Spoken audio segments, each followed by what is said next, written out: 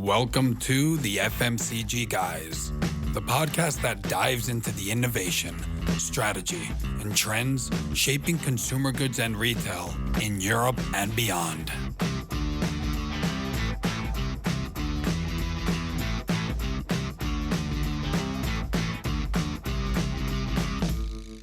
Welcome to a new episode of the FMCG Guys. I'm your host, Daniel Torres. If this is the first time you join us, we speak here with the top voices in the fast-moving consumer goods and retail industry. Every Wednesday and every Saturday, we upload a new episode for you, and it's now 150 plus episodes and counting. Efrain, my co-host, how are you? Nice to see you again. Good to see you, Daniel. Good to see you. Hope the weather in Barcelona is treating you well. It kind of is. It's kind of cold, but it's sunny, so I guess we can't protest. So we had a little summer a couple of weeks ago, but now it's back to the weather that we should be having. I think most of our audience, at least in Europe, will gladly take Barcelona cold over their own. Exactly. Yeah. So we're not gonna. So let's not talk that much about it before people get very jealous about it. Don't talk about Belgian weather, please, Daniel and Efrain. Exactly. We won't talk about that either. Well, we can as well, but I think that we have more interesting things to talk about. So one thing that we've really talked about, like pretty like much over and over again on the podcast, has been like, how can FMCG brands get to know their consumer better, right? Efrain, and one of the obvious ways is insight, I think. Absolutely, and you've hit on one of the topics that's nearer and dearer to my heart, right? As an insights professional, wanting to understand consumers better and having that deep understanding of not just their sentiments or their attitudes, but also how that influences their behavior is something that I spend a lot of time on, and I think a lot of people in our audience probably do, whether they're in an insights role or not. I think it's just becoming, it has been and will continue to be a critical piece of how people think about their business strategically. Yeah, exactly. So apart from you, actually have two other experts in the world of insights and FMCG. So I'm very keen to learn more about this topic. On one side, we have Joanna Dumont, who's the Global VP of Strategy and Insights, who's worked for global FMCGs like Colgate and Danone. And on the other side, we have Joris de Bruyne, who's the CEO at EyeSee. Hi, guys. Welcome to the show. How are you? Great. Thank you. Lovely to be here. Very excited to be here. And Joanna, you're the first Kiwi that's on the show, so I'm very excited about that. So I probably mentioned it in other episodes, but I'm actually a Kiwi by nationality. I have a New Zealand passport. So welcome. Great to meet a fellow Kiwi, even if being a Kiwi was not the first thing that I noticed about you. Yeah, you were very surprised when I told you. I was going to ask if there was some like formal way of greeting each other that you all had as a way to kind of. Well, there is the hangi, which is the traditional way that Maori greet each other, which is basically rubbing the nose with each other, but we can't do that virtually. So no, we'll do that next time we meet one another. Exactly. So, guys, it would be great for our audience to get to know you a bit better. Can you tell us a bit about your background? Maybe we can start with Joanna, for example. Sure, thank you. So yeah, I'm an insights geek, I guess. I've been in insights for, more than 25 years, which only proves to serve how old I am. But I've lived through, the insights world from, as you said, Colgate and Danone. But more importantly, I think I've seen the world through the lens of insights. So I've worked in the US, I've worked in Latin America, Asia, Europe, and of course I started in down under in Australia. So I've had the luxury and the pleasure of learning about the business through consumers and through how people live their lives. And I guess I'm fascinated by everyday products and how important they are to people at all levels of society. So whether it's how you brush your teeth or how you have your breakfast, these things fascinate me, right? And I think they help us to understand, where the opportunities are for us to better meet the needs of our consumers and our customers, and really engage with them on a more human and deeper level. Ultimately, it's about how you grow your business, right? Yeah, definitely. And it's interesting, and we can talk more about that later, but that the fact that you've done really this deep understanding of the consumer, which really comes down to daily habits in the US, Asia, Europe. As you said, it's fascinating because obviously there's a lot of different habits, and working in different categories as well. Joris, tell us a bit about you as well, and EyeSee. Of course, background initially in management consulting, started in a small firm that launched an innovation game to actually venture into large multinationals to find crazy ideas within the company. So I had great exposure in my earliest working years in telco, in pharma, and in FMCG. And then I joined after a couple of years a gentleman who was working with me in that first venture, and he won a business plan competition. Now we are a decade down the road and have offices in Belgium, in the US, in Mexico, in Singapore, pretty much across Europe, including Belgrade. And what my day-to-day activity and focus is basically leading the company. And we are constantly innovating across our methodologies. So we're focused on behavioral research in context, and specifically for shopper. Efrain, we will talk about that in a minute, but also in ads and digital. So for myself, I would say lots of curiosity inside of my eagerness to walk into market research. And that is a very fast evolving word as we speak. So Joris and Joanna, thanks for joining us. Joris, I want to pick up on something you just mentioned, which is the evolution of market research. And typically that has been a very all-encompassing term in terms of what we call market research, or what those of us who work in that space are tasked with doing as part of our remit. Curious to understand from you guys, from your perspectives, what does that term mean to you in today's FMCG world? Yeah. I think there, when I started and joined Ollie in the company, market research in FMCG was a bit old school.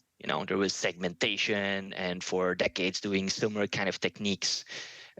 Whereas 10 years ago, we started to do eye tracking through a webcam, and that was quite novel, as you can imagine. Today, working with virtual stores or with virtual e-com environments, a lot of possibilities are at the table. But ultimately, what we're doing is still the same. We try to figure out how people are behaving, why are they behaving in a certain way, and what we want to do with that information is facilitate decisions within corporations. So we never know, for sure whether a product will be a success, whether a pack will resonate, but we want to, of course, build some kind of information that can be funneled into an action standard. And that's, I think, very exciting to understand. So similar kind of objectives, but evolution there in the way that we measure stuff. And Joanna, what do you think? How do you see it? Yeah, so I think I agree with Joris. I mean, the primary role we have is to answer questions, right? To use methodologies and techniques to get the answers that we need. And I think that hasn't really, in many ways, that hasn't changed in a very long time. Because we are, that's what we've always done. We use survey methodologies and what have you to get the answers that we need. And I think that, as Joris said, we have seen massive amounts of change in a way in the way that we measure things. And we started with pen and paper and measuring things door to door and things, and now we're able to, in some cases not even ask people and still be able to get the answers. So I think that's effectively what we do. But I think we'll probably talk about this a little bit later. the real magic, I think, is in asking the right questions. And that's kind of where I think the interface between the technology and the business needs to be. The research team, the insights team, is to kind of get out of the business the real, question that needs to be asked, and then figure out, with the best partners, what's the best way to answer those questions. And how do you feel that, since you've been working in insights, because it's been a few years, has insights changed in this time? Yeah, I think so. And I think I'm very passionate about this topic. I've seen the role of insights, kind of crest and wane, if you like. It kind of depends. It's a flavor of the month thing at times. But for those of us who are, sitting in the hot seat, we always see our role as very, very important. There are many people in the business who think they know all the answers and they don't need research to tell them what to do. That's great. But unfortunately, the world is changing, and, there are crises to deal with. And as soon as there's a bump in the road, they come straight back to us and say, can you help me? Right. So we know that our role is critically important, and especially during critical moments when challenges present themselves, then they come running back to the insights team and say, can you help me to answer this question?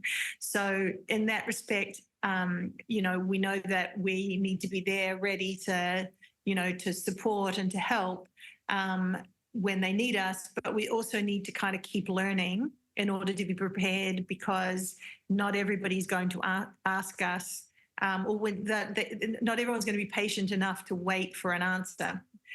We need to keep learning. We need to create a culture of learning, in all of our teams, so that, we're finding fresh insights, we're finding fresh learning that can really fuel, new thinking in the business. One of the things that we always hear is that, we're all consumers, right? We're all shoppers.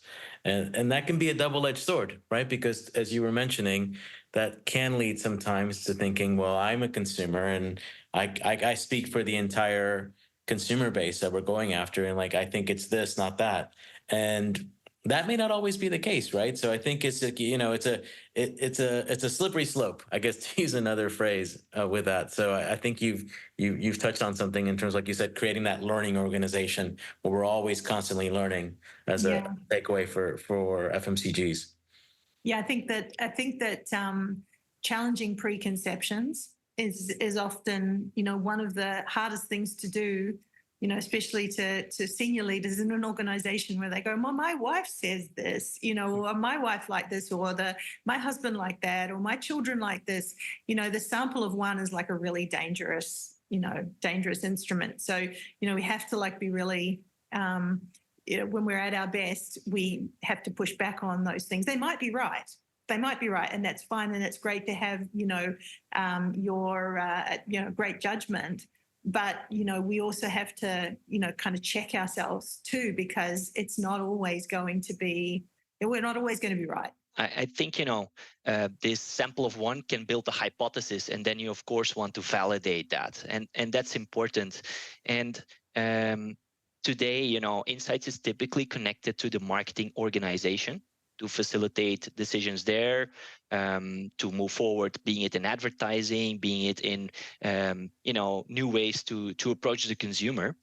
And I think that's fantastic, but I believe that the insights role goes much beyond just the marketing organization as such. And some companies really take insights seriously at their management team level. And that is what I love to see. So the insights are being shared. And so insights needs to have that kind of challenging role to set, this is the real question. This is maybe the action standard that we're going to take. And this is the knowledge that the company has. Because how many times I have heard already, if the company would know what the company knows, today there is AI amongst others, that can help us to digest that information easily. But it's ultimately a lot in inside people's brain, that have the experience, that maybe conducted pieces of research, that try to launch a certain product. And that's where insights can really help. So I think you've touched on something there, which is getting inside the mind of the insights professional. And I'd love to do that with both of you and ask, what are the hot topics that you see in today's, maybe tomorrow's FMCG insights space? Like, are there certain things around, for example, in-store or e-commerce or innovation that are, presenting new challenges that we haven't had as the space has evolved? I think that, very bluntly speaking, I think that the questions that we're asking today are very much the same as the questions we've been asking for quite a long time. In other words, the challenge for the business is always about how do we grow, which means which products do we launch, how do we support our brands, what SKUs do we need on their shelf, what story do we need to tell our customers, how are we going to present ourselves on shelf, what's our packaging going to look like, all of these questions are fairly consistent over many years. I think what's changed the most is really how we deliver against those questions.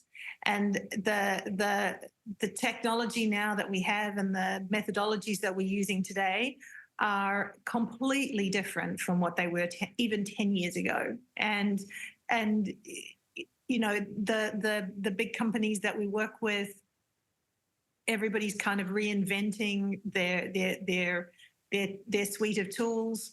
And new companies, like Joris's company, like EyeSee, they're reinventing kind of the how we get there in many ways. So to me, it's not the what, but it's the how. And then the last thing I would say is I think that the biggest new space that we are entering into is around kind of being more predictive of the future. I think it's where we've gotten criticized over the years as well. Why did that innovation fail? How did we miss that opportunity? Et cetera, et cetera. That space of kind of being more predictive instead of just telling people what happened in the past is, I think, the big space that's becoming much more important for all of the people that I speak to. Is that foresight challenge is really where it's at. 100%. Maybe to just distinguish between the what and the how. In my mind, the what has been exciting if we look at, for example, omnichannel, and omnichannel conversations and insights have been going on for the last 7 years. There has been obviously a boost during COVID, a lot more online. Then post-COVID, certain categories went significantly down again online. So it's like, how do I optimize this? And some customers ask, what shall I do in terms of showrooming versus web rooming? So it becomes all a bit more refined on the questions, being it strategic or tactical. So it's how can I optimize the experience online versus offline? Because, it's not necessarily transactional, all in the same place. If we talk about the how, I do believe now with tech, it's great to measure in a different way. So through video technology, but also, contextualization. So the how is way more advanced. And that is a very exciting kind of space. And I guess later on we will be talk about, the buzz also in our industry is AI, obviously. And with AI, a lot of things are possible, are being accelerated.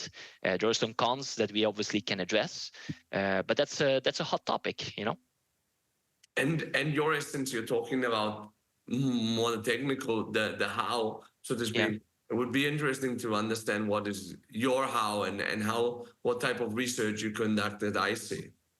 Yeah, sure, Daniel. So in the early days, we were very much focused on eye tracking. And the initial point was great to ask questions, but what if I can see where Daniel actually looks at and how long?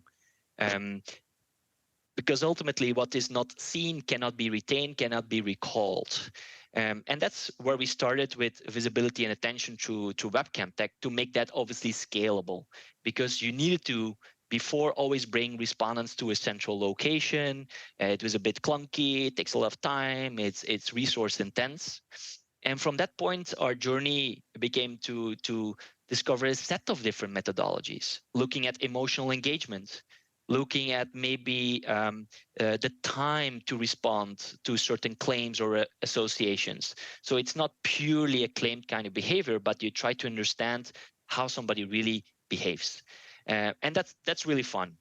On the contextualization there, Daniel, virtual stores today have a lot of different possibilities. You know, there's a whole industry in gaming that develops that.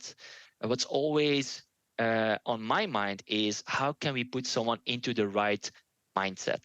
So if I conduct a study with you, if I want to test something, I want you to be in the right kind of setting.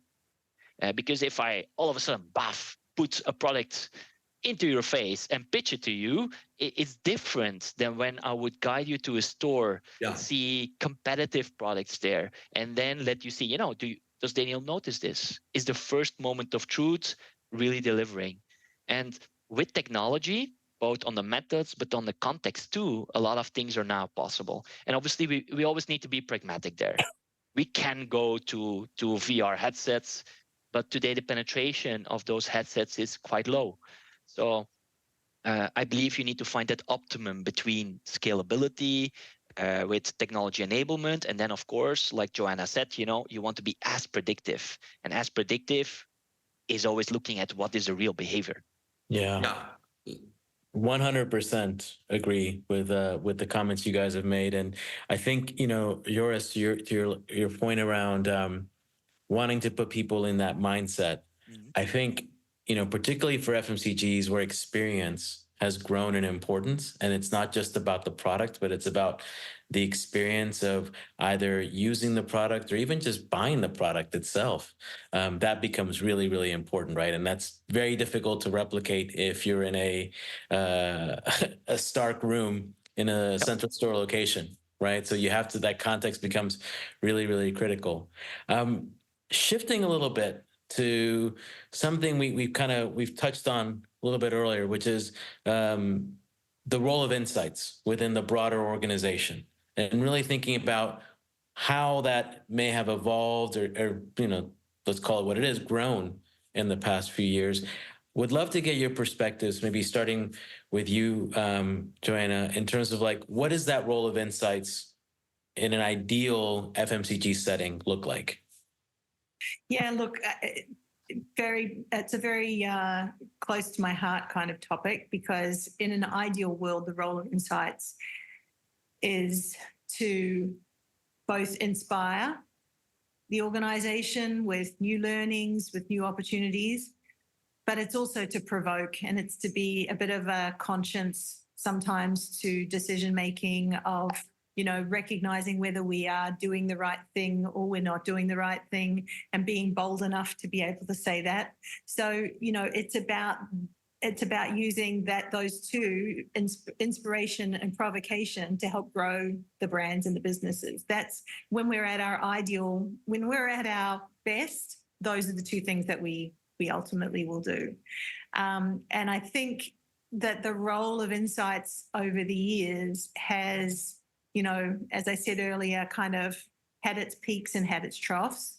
And we need to recognize that as a business, we have a huge resource usually at our disposal, that is the insights team, or whatever we are called in our various organizations. The insights team is a huge resource, because typically the people who are in the team have been there for a long time, have a deep knowledge of the category, have a deep knowledge of the consumer, maybe not always the most vocal or visible, you know, team in the group, but they're a huge resource. And often I find the people who, once you get to, you know, kind of close to the team, you realize how great they can be in terms of providing, you know, providing the business with the support and sometimes the push to go further. Joanna, just real quick before you turn over to Joris and get his perspective, I think you're absolutely right. I think, like you said, insights professionals tend to, speak softly, and we're not the biggest self-promoters when it comes to those types of things. So we tend to let our actions do a lot of our speaking. And there's probably more we could do. And I'm speaking very broadly here, not specific to any one company, but in terms of being able to promote, communicate some of the what we have to offer to to a broader organization in a more pronounced sort of way. But I really like that point that you mentioned. Joris, your perspective in terms of the role of insights and how you see that in today's FMCG world. Yeah. Top of mind is to have those partners within the company that are smart and having the knowledge to guide the rest of the organization. But what I see day to day is that very often the insights counterparts are facilitating the alignment between stakeholders. Like, what is this project about? What are we going to have in terms of exact objectives? How are we going to do this? Maybe even managing timelines. So many things that are going on inside the company because of different work streams, different folks across the organization working together.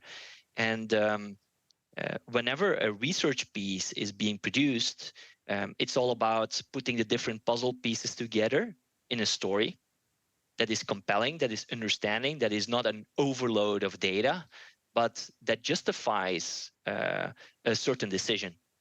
And for that, you want to build certain insights that can be long lasting within the company, that are being lived, that are being understood.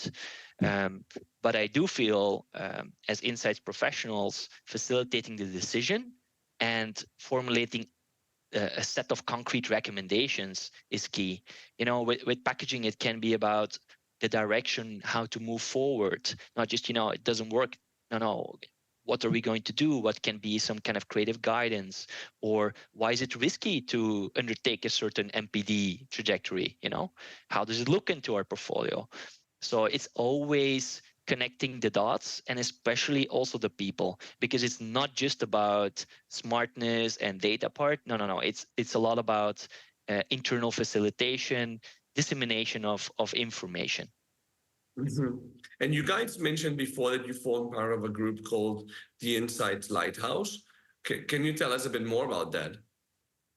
Yeah, this is this is a group of individuals from different companies, all kind of sharing a passion for insights. And we got together firstly in Davos earlier this year and had a very interesting conversation with some other leaders about, what is the role of insights? What are we here for? And what some of the challenges are and how can we solve them? And what we realized as we got together as a group is that we're sharing many of the same kinds of challenges. As we talked about, one of the biggest challenges is the role of insights in the company. It's either very well regarded, or it's kind of not thought about until there's a real issue. And we realized that we are very good at talking to each other, and we're very good at complaining, let's say, to one another, but we're not really good at sharing and sharing with the broader community, the broader marketing community, or the broader leadership community about what we do and how we do it, and engaging them in a dialogue about truly the value that we can provide. And so that's kind of where the Insights Lighthouse has been born. And we've started with, firstly, our event, as we said, in Davos, and we've got another event coming up in Cannes, where we're going to be at the Lions, being official partners, to talk about the role of insights there to the broader communications and marketing audience. So it's really, really exciting. And, as we said, I think people who, when they hear about it, especially those who are in the industry, start to realize, wow, this is a turning point for us. We either have to take control of the function, or we risk suffering a lot from kind of becoming irrelevant. And I would say one of the biggest causes for that in more recent times, honestly, has been technology, because we've been seen as being, surpassed by the technology, or the technology is replacing the roles that we perform. And this is, whether we talk about AI or anything else, there seem to be a much more simplistic answer to the questions that people have, which is, through technology. And we want to change that, because we believe, as Joris was just saying before, the role of insights is really about engaging, the stakeholders in the organization and the learnings that we have, telling stories, being able to, connect connect what we know to what we need to do. And that's something that, the insights team is a real, hugely valuable resource that's often overlooked when it comes to this. So that's what we're trying to do. We're trying to shine a light on the insights industry, and we're trying to, further, for all of our sakes, honestly, the role that we can play, and sharing that with as many people as we can. And for me personally, it just has been extremely fun. Because we found a set of like-minded individuals that was like a first core group, and that group is just, growing very rapidly. And so once you find people that have similar values, that are interested, that have professional fun, it radiates to other people. And that's what has happened in Davos as such. And the goal of being at Davos is to see, what is the conversation that is happening, not only on a political level from a geopolitics point of view, but obviously also on the business level. I don't know whether you've ever been to Davos, but it's an amazing place where so many leaders come together and conversations can start like instantly. Fantastic to be around. What we want to do with the Lighthouse is to bridge not just from insights world people talking to each other, but we want to bridge towards the business side. And that's also the idea with Cannes, obviously, which is focused on marketing and advertising, obviously. And so there it becomes to the next level. So kudos to Lubov, who has been leading this initiative, but also to all the people that have been in the background facilitating this. So more coming up. Yeah, very exciting. And I was just going to say, we'll put a mention in the show notes, so people can find out more information about the Insights Lighthouse and the event in Cannes. Awesome. Pivoting to another area that we touched on earlier, which is innovation and new product development. I'm curious to understand, based on your experiences, from an insights perspective, like going from insights to product launch, what does that look like in terms of, particularly from a brand point of view? Like, what does that process from insights to product launch look like in your experiences? Yeah, look, from my perspective, the process is very much about opportunity identification. And I think that's probably where the most excitement has come over the last few years, is, as we said, like kind of in foresight and really understanding where the white spaces in the business, in the market are. And then obviously moving into what we call like the validation stages of, taking the idea all the way through to execution. I think that there's a couple of challenges that we see constantly, and we've been dealing with for a number of years. I think the first one is, the level of, or the amount of incrementality that we can expect from, any of the innovations that we launch. I can, look, thinking about the last 10 to 15 years, there's been so much innovation happening in the FMCG space, and so little of it is, obviously lasting, and so little of it is incremental. And so I think, the last few years I've seen a kind of a greater degree of focus where companies are sort of saying, look, we need to do fewer, we need to do bigger, we need to do better, the usual story. But then the question around that is how, because we don't necessarily have all of the tools that we perhaps have, or the predictive tools that we might have to sort of say what's going to be the most incremental. What I can say is that, you know, I don't think that any model or any test or, you know, anything that we can find out is necessarily going to be accurate enough to predict the incrementality.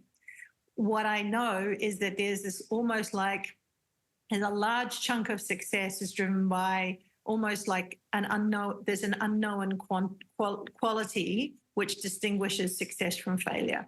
And usually that can be defined as, I guess, the passion, right? The belief in the innovation from the company, from, you know, from everybody, that this is something that we want to do. And when you have that kind of, you know, that secret sauce, it is usually the distinguishing factor between a great incremental innovation and something that is going to fail, you know, in 12 or less months. So I think this is something that we all have to understand, is that there is an element of, you know, there's an element of chance, but it doesn't have to be chance. It has to be passion. Passion is the distinguishing factor in innovation. Yeah, that's an interesting one. How really company culture can make or break an innovation. No, and it is true that, like, there's companies that say we have an innovative culture, but it's well, first of all, is that it actually is, and secondly is that it's interesting to hear it from an insight leader. How do you see it, Joris? Well, Daniel, I guess the culture needs to allow to fail. Because you cannot innovate if you don't have a safe environment where failure is possible. And from detecting a trend or an opportunity, you know, going towards a concept, going towards a product in market, there are many steps in between. And of course, along that journey, many things can go wrong. So obviously it can be on just the validation of the concept, or it can be maybe on the R&D side, it can be on the supply chain side, it can be maybe on the legal side, it can be on distribution side.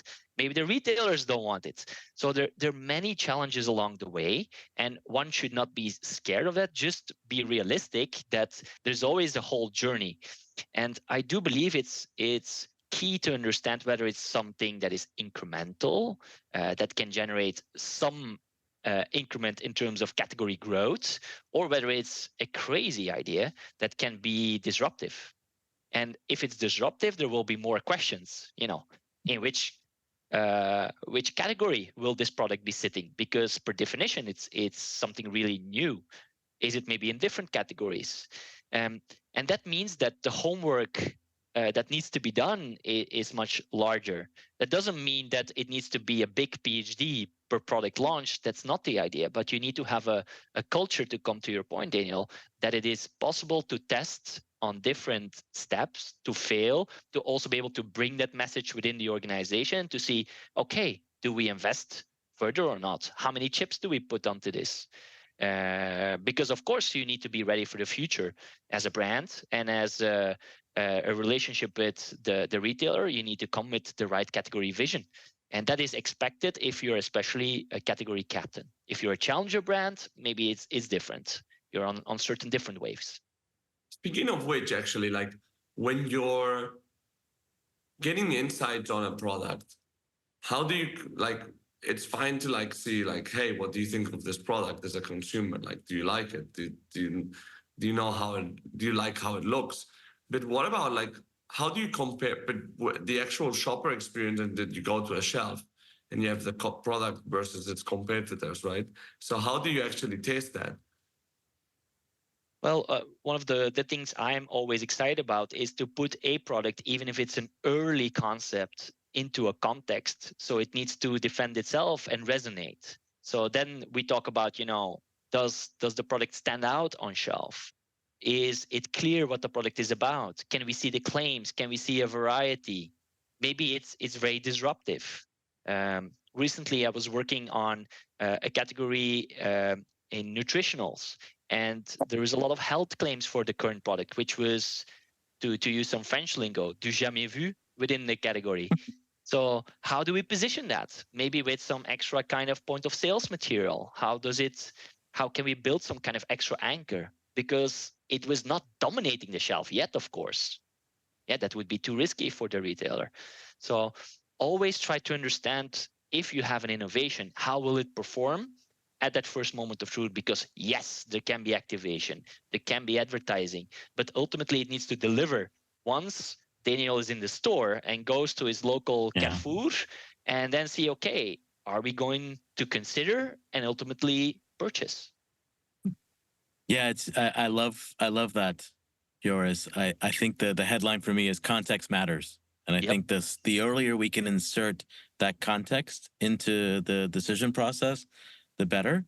And I would have one build to that, which is that I think that sometimes we tend to imagine a perfect environment where it's, the shelves are perfectly stocked, or it's all, beautifully organized and there's no background noise or any of these things. But that's not necessarily always reality either, right? So I think sometimes, to the points we made earlier, the job of that insights professional is to insert some of that reality into the process, which is saying, it's like, look, guys, it doesn't happen in a test lab. Like, when people are actually out in shopping environments and retail environments, it's not always going to be perfect conditions, and we have to adjust for that. And there's, like you said, there's another player in this, which is the retailer, our partners in this as well. And they have certain conditions and guidelines that we have to adhere to as well. So I think it's important to make sure that we insert that commercial context and reality early in the process, for sure. So I want to add one other build on what Daniel just mentioned, which is that you alluded to it earlier, which is you talked about, being able to get to that deeper emotional understanding as well, and kind of being able to add that layer of behavioral science into the mix. And I'd love to hear more about that in regards to how that can complement some of the things that we've talked about in terms of either not just MPD, but even just in general, in terms of some of the types of insights projects you guys have worked on.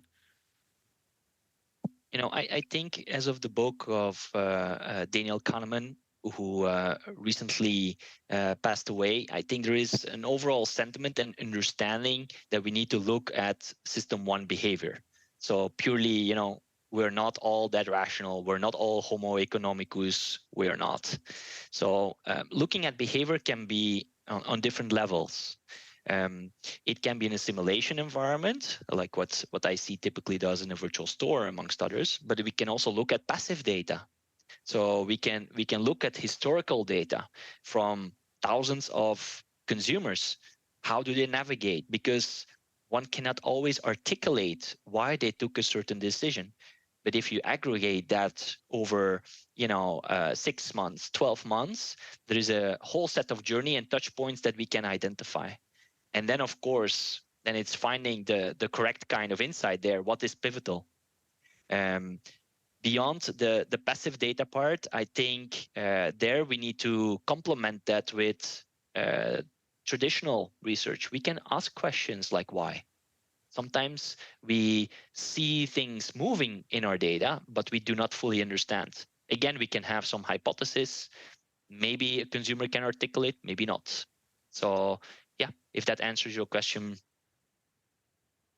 No, absolutely. Absolutely. And I think that I love the build on system one versus system two. It's something that we've been speaking a lot about as well, particularly when, depending on your category, depending on your brand or your product, we tend to think of, premium luxury products as being more about getting people into that system one thinking, and like almost thinking about it in a separate basket than we would think about like your typical grocery basket. Yes. Because the thought process and the decision-making process should be different. We don't want people making decisions for those luxury products in the same way that we want them to think about grocery items, where it's more methodical or rational. It's more emotionally driven. And in luxury, it's all about desirability. Friend, there's a long journey before you go to that luxury product because you're programmed. And many people even would think, no, I'm very much aware. No, you're not. You have been influenced for a long, long journey to get and to want this. And then ultimately, of course, in store, there needs to be conversion that needs to be triggered. Yes, it's 100%. interesting, right? Even beyond luxury in an FMCG, there are often things that are happening in the consumer's mind that are, for whatever reason, causing them to make a particular behavior. And I remember a long time ago, when we were doing some work in China, and we had a brand that was perceived to be more premium than the other brand. But when we went to the shelf, we realized that actually the prices were very similar. And we couldn't understand why that was happening. And when we actually stood at the shelf, we realized that the competitor was selling a product that was, at a very cheap price for a very small product. But what the consumer or the shopper was seeing was that this superior brand was very cheap on the shelf. And that's why it was selling so much. And it was like this thing where you just look at what was actually happening in the store, and it all of a sudden created a connection and a reason for all that behavior. It was super fascinating, because what we don't often realize is we look at numbers a lot of the time, and numbers don't tell the real picture.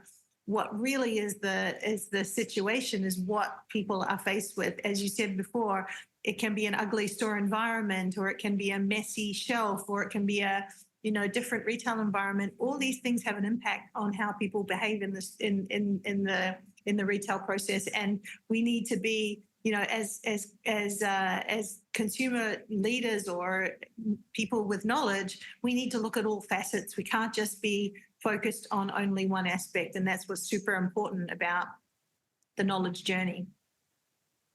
And from your experience and insights, is there anything else from the consumer? Like, for example, Joris was mentioning that we're not really like homo economicus, and like not everything is what it may seem like. Anything else that would find surprisingly funny? Surprisingly funny? Yes. Or maybe not funny. Honestly, people are shocking, right? They manage to shock us all the time about the things that we think they'll like, and then they ignore them.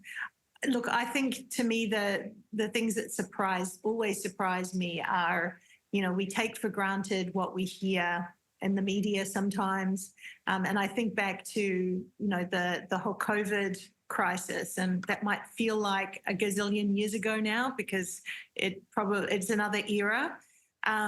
But in the beginning, and it was only 4 years ago that it all began, everybody was fixated on this as a health crisis. And when we did some work on this, because I wasn't satisfied that this was the real answer, because health, obviously there was a virus and people were getting sick. But when we dug into the data, and when we did a whole lot of work with artificial intelligence, actually combining loads of data from all sorts of different sources. And what we came back with was, we said, it's not a health crisis. It's a safety and security crisis. And, at that time, it was a few weeks after we went into lockdown around the world, and people were following the number of, infections of the virus. But everybody around the world was fearing the future. So fear was the number one emotion being faced by everybody at that particular point in time. And so instead of being in a fear of getting sick, it was a safety and security crisis for, is my job still going to be around? Will I be able to find the food to feed my family? When am I going to see my long distance relatives? How am I going to get around? These were all, fear was everything about it was about every aspect of their life, not just about would they get sick. And I think that kind of realization of there is a bigger problem that we're facing, not just dealing with, protecting ourselves from the virus, opened up, at least in my mind, a whole lot of opportunities that were and needs that we had that were way beyond dealing with the health crisis. Yeah, I think that it's amazing to think that was now almost 4 years ago, when it first started, and I think you're absolutely spot on, right? I think maybe for our next podcast we should talk about what we think the real prices is around the current economic situation as well. I was just kind of thinking about that as you were saying that, which is we should ask ourselves that same question as well. But I'm curious to hear from you, both of you, with regards to how your partnership has worked as clients and agency, and just can you share with us some of the keys to success in terms of how you've managed to really, have this thriving relationship over the years? Maybe I can start by saying I think that the key to success in any great partnership is understanding each other, and being able to offer something to your partner that kind of brings real value. And that's where all good relationships are starting from. Especially from my perspective, I've worked with tons of partners over the years, and the ones that stick around are the ones who take you seriously, who understand, what your needs are, who understand your business and go above and beyond, what is normally expected. And I think that's, the kind of partnership that I've seen, with EyeSee over the years has been, really bringing to the table something that was unique, understanding the role that it could play, and then being there to deliver against those expectations, day in and day out. And how Joris, your thoughts? I'm always happy when I hear it from Joanna. So it goes both ways, because when I think about collaboration, I think always about partnership. And there are a couple of elements there. So obviously we have a product that needs to satisfy needs, but you need to have a similar kind of philosophy on how you want to conduct research together. For us, for example, if we think about the organization, we have what we call client pods. So we have multidisciplinary teams serving clients. And some of our prospects would say, whatever.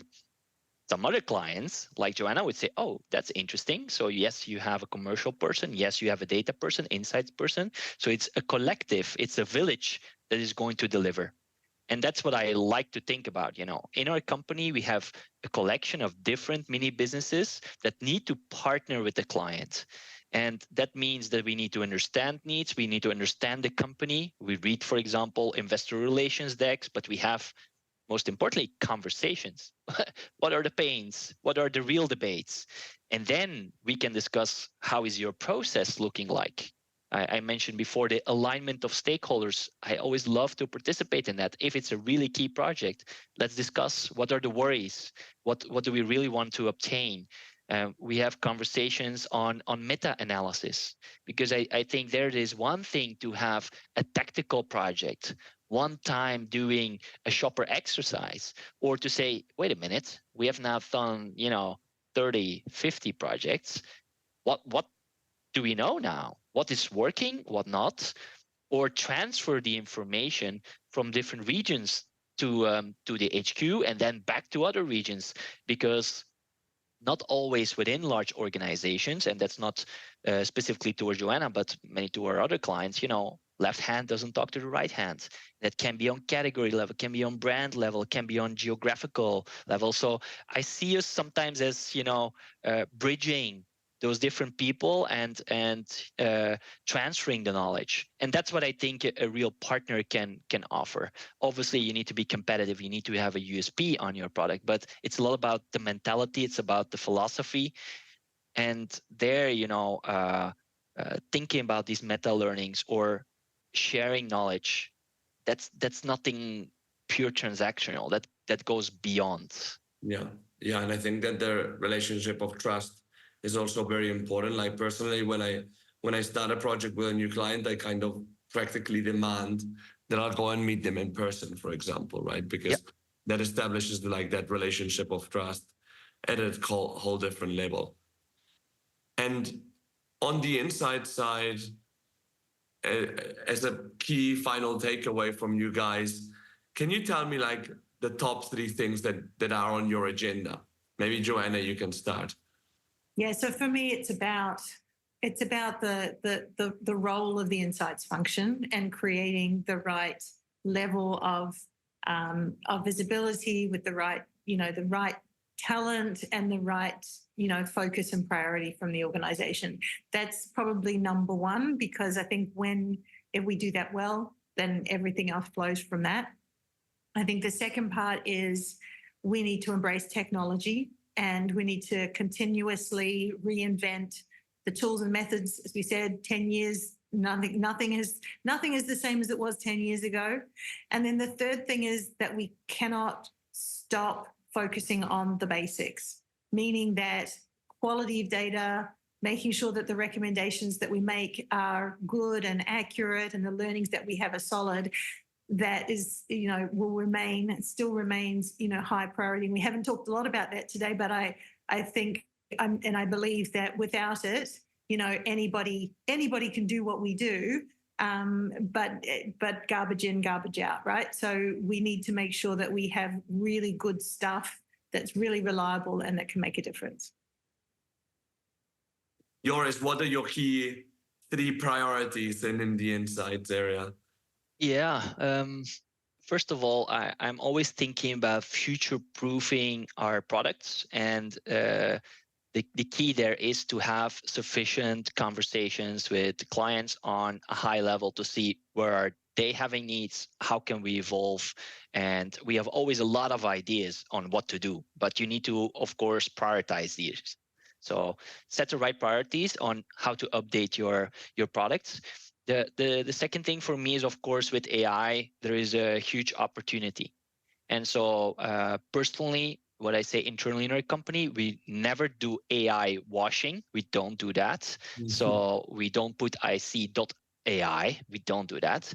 However, we need to think very smartly about individual productivity. There are many things possible on our process. And that's where today in our company, a lot is happening. And last but not least, of course, new products. And that goes back to my point number 1, right? And my philosophy there is we will do things differently with the tech, but we have the humans that do the interpretation, that are the trusted advisor to facilitate that. And that last one brings me to the third priority on my mind is more of an internal focus, that we have a culture where experimentation is possible, where failure is possible, where not all direction needs to come from the top, but that things can go bottom up with those client teams that I mentioned, but also, young people just coming from school with fresh ideas, coming into the company, senior people challenging. And so that's something that I always think about how to facilitate that. So a bit on products, a bit on touching clients, of course, AI, and then last but not least, that we as a company have the right vibe, the right culture to sustain towards the future.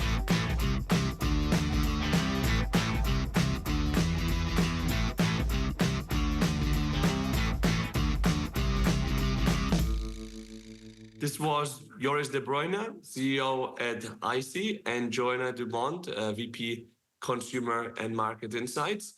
Efrain, good conversation. I think that this is a very fascinating topic. I feel like we only touched the tip of the iceberg, but to really know your consumer, what are your key takeaways? Yeah, I mean, I think to me, something like this is relevant to pretty much anybody, right? Because if whether you're in marketing or supply chain or strategy, getting to know your consumer better is important to everybody, right? Regardless of the role. So I think Joanna and Joris shared a wealth of information in terms of how they think about those things and, how it's evolved, right? So I think, for me, one of the headlines in this was, we've evolved from really thinking about market research to really thinking about insights. Mm-hmm. And even how we define insights has changed quite a bit as well. Yeah, absolutely. And I think I thought that it was very good to hear the primary role of insights is to answer questions, but the magic is to ask the right questions. It's prompting those questions around your consumer and so on that will bring the right outcomes, no? Yeah, no, absolutely. I mean, if you relate it to the world of AI, right? Because we have to mention AI. It's about writing good prompts, right? Yeah. You're going into ChatGPT or whatever, model you're using. It's if you write good prompts, you get good output. And I think the same holds true for insights or human insights as well. The other thing for me that was really interesting and I think both Joris and Joanna touched on this, which is that, as we talk about that evolution, the what, in terms of, like you said, being able to answer and actually form good questions hasn't really changed, right? That's remained consistent. But how we do it is what's really evolved quite a lot, right? And that's where, we touched on how companies like EyeSee are using technology to really kind of step change what's going on in the world of market insights. Yeah, indeed. What else? I think that, for example, hearing like anecdotes in some way, like COVID not being a bit about a health crisis, being a safety and security crisis, it just comes to show how important it is to know your customer base, to be able to like cater them the right content. For example, that fear was the number one emotion in that era, at that stage in history. Well, and I think that really demonstrates, again, the value of those insights professionals, right? Because I think the data would tell you that, yeah, it's fear. And this is all about, a health crisis, but it really took that human touch, if you will, to translate that into saying it's not about the health. It's about, a more fundamental human need around safety and security that's at the core of this, right? And that's actually going to, as the health part of it kind of wears off, this need for safety and security is going to stay, right? So that's where I think insights professionals like the two guests we had are worth their weight in gold. Yeah, I thought it was interesting to hear as well how company culture can make or break an innovation, which is really like goes back to this thing of having a culture of innovation, an innovation culture, if you like. Yeah, absolutely. And, I think part of this is also in terms of like carving out what is the role of insights in the organization, right? So how does it actually interact with other functions? And, what is it doing to earn a seat at the table in terms of being able to inspire and provoke and serve as the conscience of the organization, which I think were the words that Joanna used, which I thought were really, really powerful. Yeah, and it's interesting how they're getting together as a community at the Insights Lighthouse to really have more of a voice, because they said that they're not the loudest ones. And I think that maybe they need a bit more self-promotion, in some way. Yeah, I would agree. I would agree. And I think for those in the audience who are interested, we'll put some information around Insights Lighthouse and the con event in the liner notes of the episode if you want to find out more, because it does sound like an amazing opportunity for this community of insights professionals to get together. Absolutely. Well, thanks, Efrain, for drawing the conclusions. Thanks to Joanna and Joris for joining us. And thanks you, our loyal listener, for tuning in again. And we'll see you in the next episode of the FMCG Guys. Have a great day.